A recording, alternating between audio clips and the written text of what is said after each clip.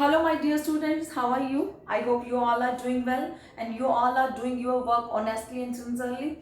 My dear students, in this video we will discuss the congruency of triangle. In last video also we discussed the difference between the similar figures and congruent figures. We defined this concept that what are the congruent figures and what are the similar figures. But in this video we will discuss the congruency of triangles, because in complete 7th chapter we will discuss this congruency of triangles.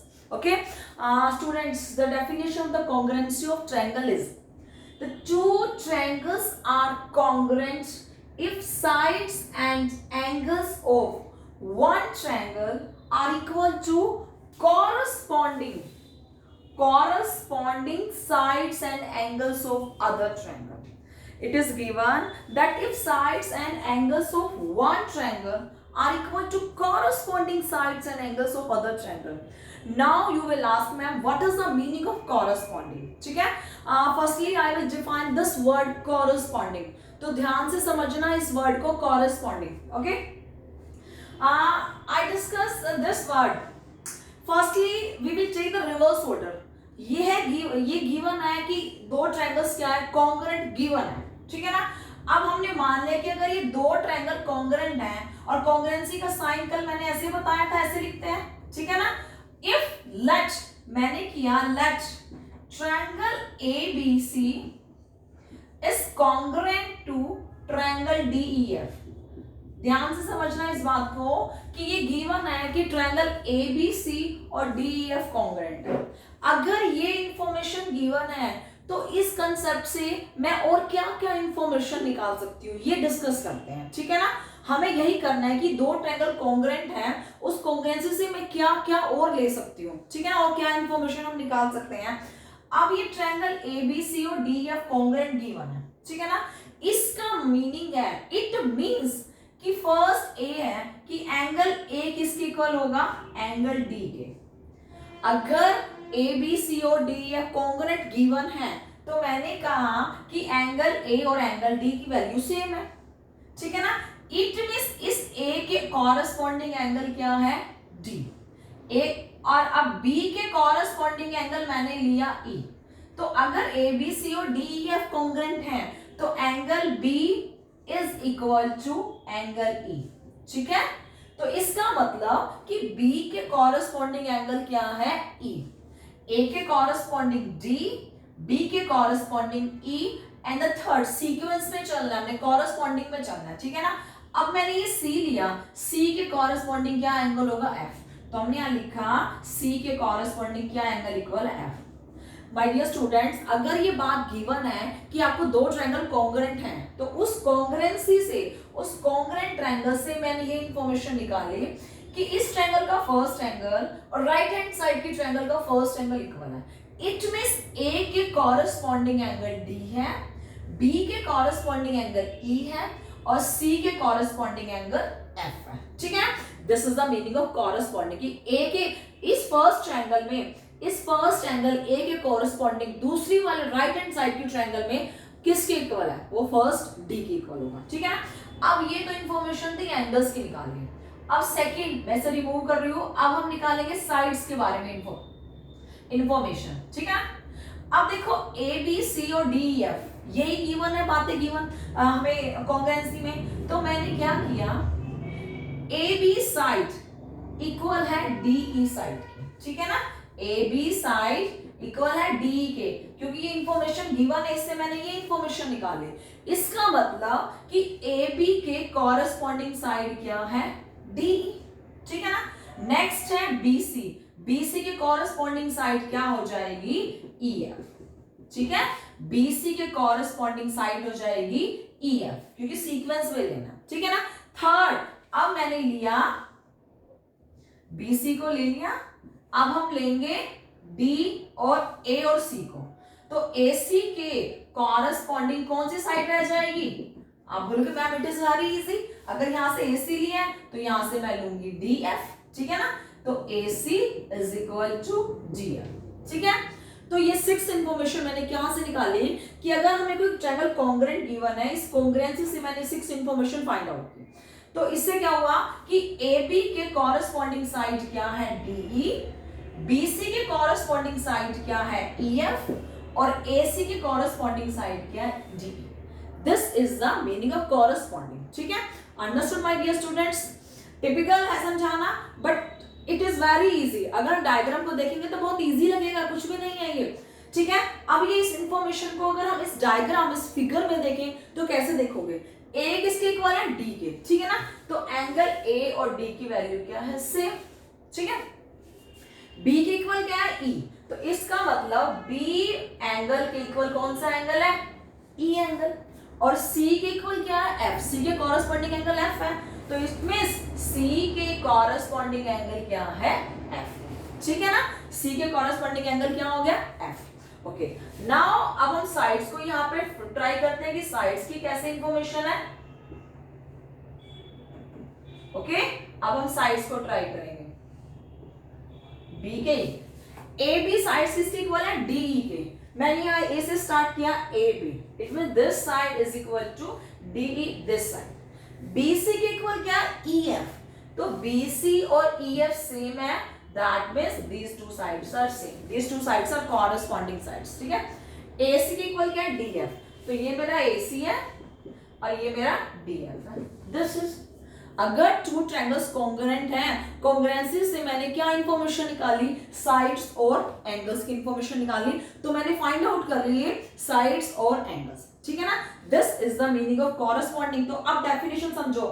To triangles are congruent, दो triangle congruent होंगी if sides and angles of one triangle, sides and angles of one triangle की ये sides और angles are equal to corresponding, ये किसके equal है corresponding sides and angles of other triangle. कि first triangle के ये angles और sides are equal to corresponding angles and sides of other triangle. Understood this meaning. यही बात है कॉरेस्पॉन्डिंग का. अब देखो ए के कॉरेस्पॉन्डिंग डी था, बी के कॉरेस्पॉन्डिंग ई है और सी के कॉरेस्पॉन्डिंग क्या है एफ. सिमिलरली आपने साइड्स में कॉरेस्पॉन्डिंग ली, तो this is the meaning of corresponding and this is the definition of congruency of triangle. Clear आपको कि madam this is very easy. अब इसका मतलब क्या होगा, इसे क्या फाइंड आउट करना है, लेट्स सी कि इसका मीनिंग क्या है. Yes dear students, if it is given, हमने लेट किया कि triangle A B C is congruent to triangle D E F. ठीक है ना, अब ए बी सी और डी एफ कॉन्ग्रुएंट लिए हैं, तो मैंने क्या किया ए की वैल्यू 45 लेट की, तो डी भी 45 क्योंकि ए बी सी और डी एफ कॉन्ग्रुएंट है. यहाँ ले लिया 60 या 75, 60 75 एंड 5 4 6 साइड सेम ली मैंने. ठीक है, अब मैं कुछ इंफॉर्मेशन को रिमूव कर रही हूँ. मैंने रिमूव कर दिया ये एंगल. ठीक है, एंड मैंने रिमूव की this side and this side. अब मेरे पास ये वाली इंफॉर्मेशन है, कंप्लीट इंफॉर्मेशन नहीं है, ये इंफॉर्मेशन है. अब मैं इसी इंफॉर्मेशन के बेस पर इस वाली साइड्स और इस वाली साइड्स की लेंथ निकाल सकती हूँ. कब निकालूंगी, when these two triangles are congruent, then we can find out, otherwise no. अगर हम ये कॉन्ग्रुएंट है तभी हम निकालेंगे जो हमने रेस्ट इंफॉर्मेशन रिमूव किया है कि वो इंफॉर्मेशन कैसे वापस लाई जाए. ठीक है ना. अब dear students A B C और डी एफ कॉन्ग्रुएंट है. ठीक है, कॉन्ग्रुएंट गिवन है, तो एंगल ए किसके इक्वल है एंगल जी. ठीक है ना, और एंगल ए के कॉरेस्पॉन्डिंग एंगल कौन सा है डी, बी के कॉरेस्पॉन्डिंग एंगल क्या है ई. इट मींस ए और डी एंगल सेम है, बी और ई एंगल सेम होंगे. सिमिलरली तो एंगल सी किसके इक्वल होगा एफ के. तो इसका मतलब कॉन्ग्रुएंसी से मैंने निकाला कि सी एंगल के कॉरेस्पॉन्डिंग एंगल क्या है एफ. दोनों एंगल सेम है बट दोनों की मेजरमेंट हमारे पास नहीं है. It's very easy to find out the measurement.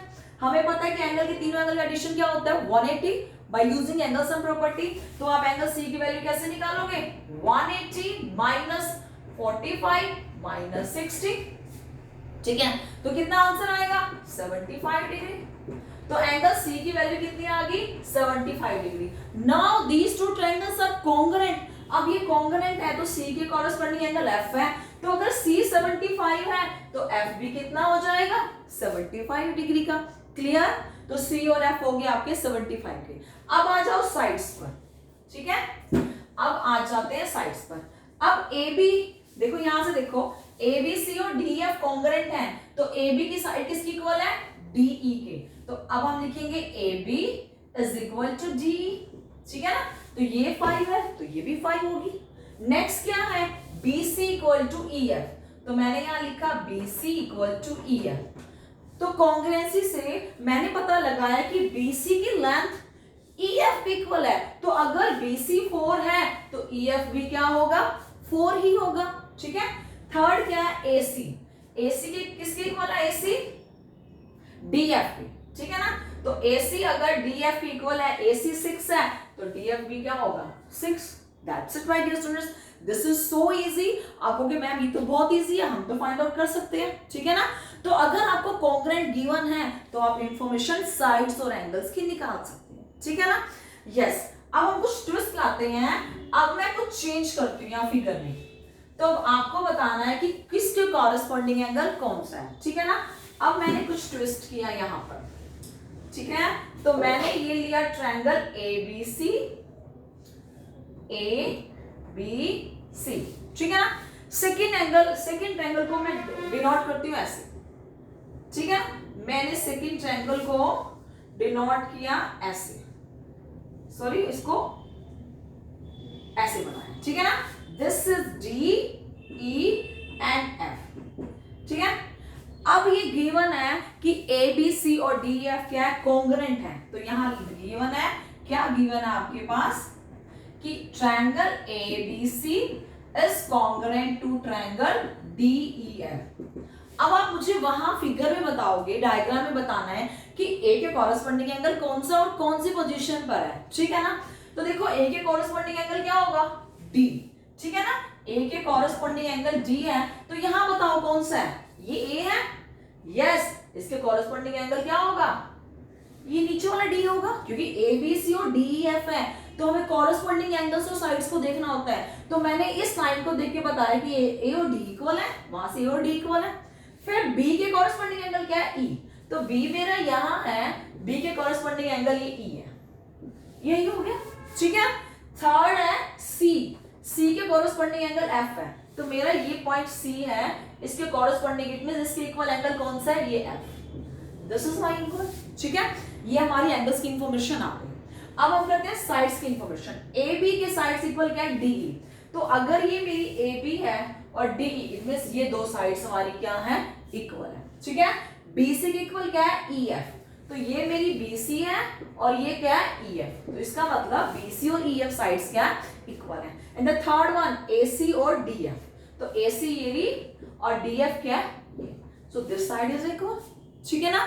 In this में अगर ट्रायंगल कॉन्ग्रुएंट गिवन है तो आप कॉरेस्पॉन्डिंग एंगल्स और कॉरेस्पॉन्डिंग साइड्स के बेस पर एंगल्स और इसकी सारी इंफॉर्मेशन निकाल सकते हो कि इसके कॉरेस्पॉन्डिंग एंगल ये है, इसके कॉरेस्पॉन्डिंग एंगल ये है, और ये these are the corresponding sides and these sides are equal. कब, when the triangle is congruent, ठीक है ना। देखो congruency means equal shape and equal size when the two figure overlap each other.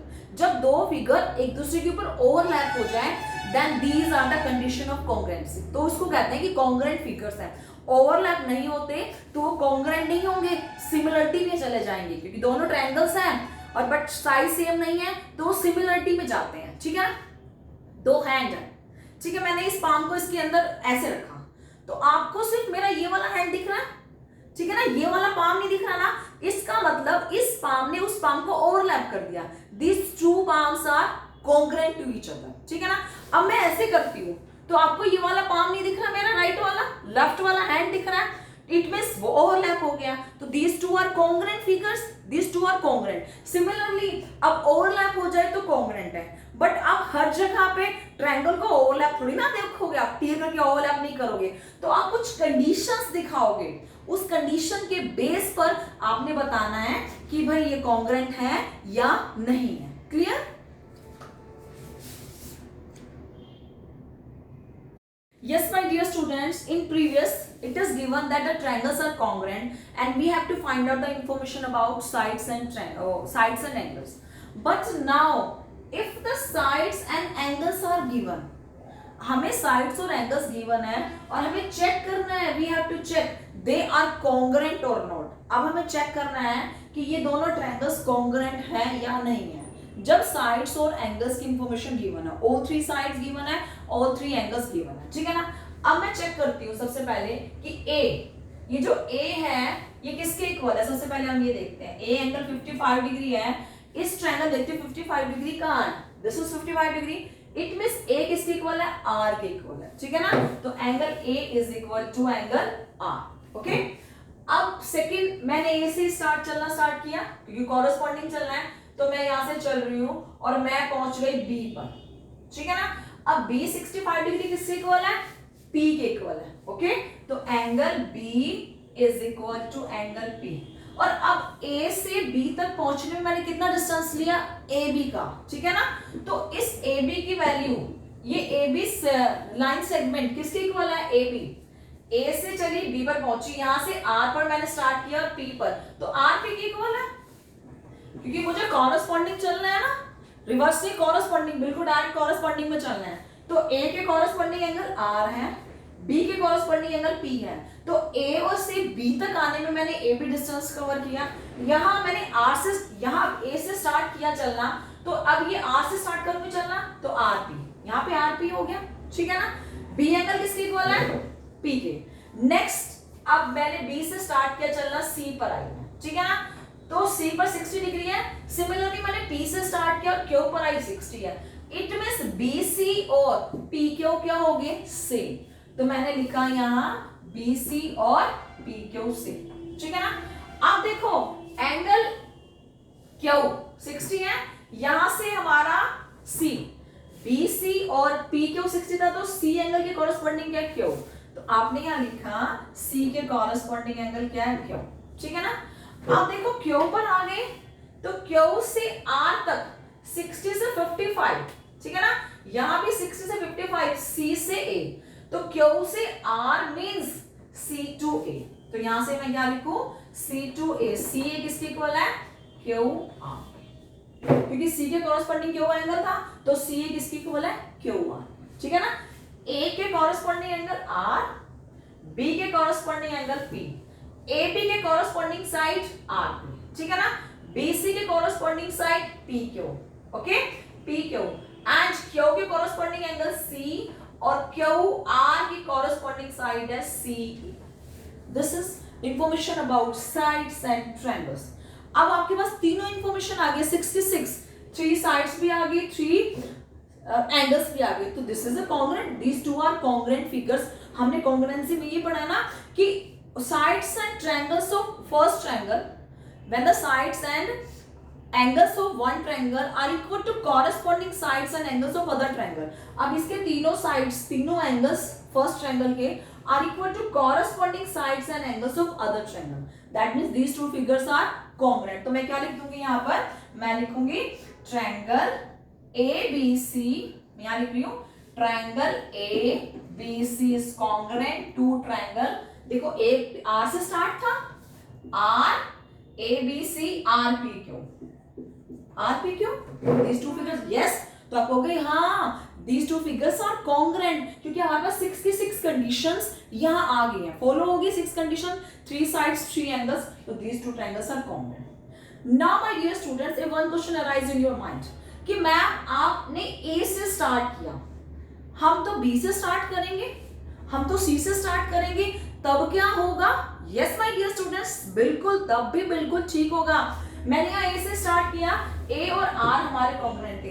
अगर आप B से स्टार्ट करोगे तो B के कॉरेस्पॉन्डिंग एंगल क्या होगा, P, ठीक है ना। अगर आपने B से स्टार्ट किया है तो B के कॉरेस्पॉन्डिंग एंगल P, C के कॉरेस्पॉन्डिंग एंगल Q और फिर A के कॉरेस्पॉन्डिंग एंगल हो जाएगा R। तो आप ऐसे रिवर्स, तो आपने कॉरेस्पॉन्डिंग यहाँ से स्टार्ट कर दो, तो आपकी ट्रायंगल कौन सी कॉन्ग्रुएंट होगी, ट्रायंगल BCA, ठीक है ना। BCA is congruent to triangle, B कहां से स्टार्ट हमारा, P से, PQR, तब आपकी कॉन्ग्रुएंसी ऐसे लिखी जाएगी। अगर आपने, तो आपका ये जो A और R है ना नीचे आ जाएगा, A इक्वल टू R, क्योंकि आपने B से चलना स्टार्ट किया तो आपने पहले B को रखा, ठीक है ना, फिर C को लिया और फिर उससे कॉरेस्पॉन्डिंग A आया तो आपने फिर A को लिया, पहले बी देखा, फिर सी देखा, फिर ए देखा, ठीक है ना। तो आप बी सी ए देख रहे हो, तो यहाँ से पी क्यू आर बना, तो आपने क्या कह दिया, ma'am B C A is congruent to P Q R. They both are same, सिर्फ लिखने का ढंग चेंज है, बट दोनों सेम है। देखो इसमें भी ए के कॉरेस्पॉन्डिंग आर है, यहाँ भी तो ए के कॉरेस्पॉन्डिंग आर ही तो है। यहाँ फर्स्ट नंबर पे था, यहाँ थर्ड नंबर पे आ गया, ठीक है ना। अब माय डियर स्टूडेंट्स, आप सी से भी स्टार्ट कर सकते हो, ठीक है ना। देखो ए बी सी था, मैंने बी से स्टार्ट किया तो ए पीछे आ गया।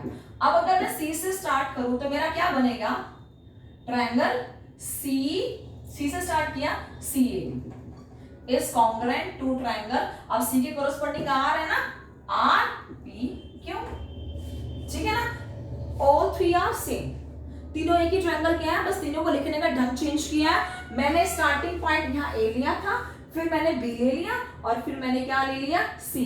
तो Q R, sorry C A B C, sorry यहाँ पे आर नहीं होगा, सॉरी।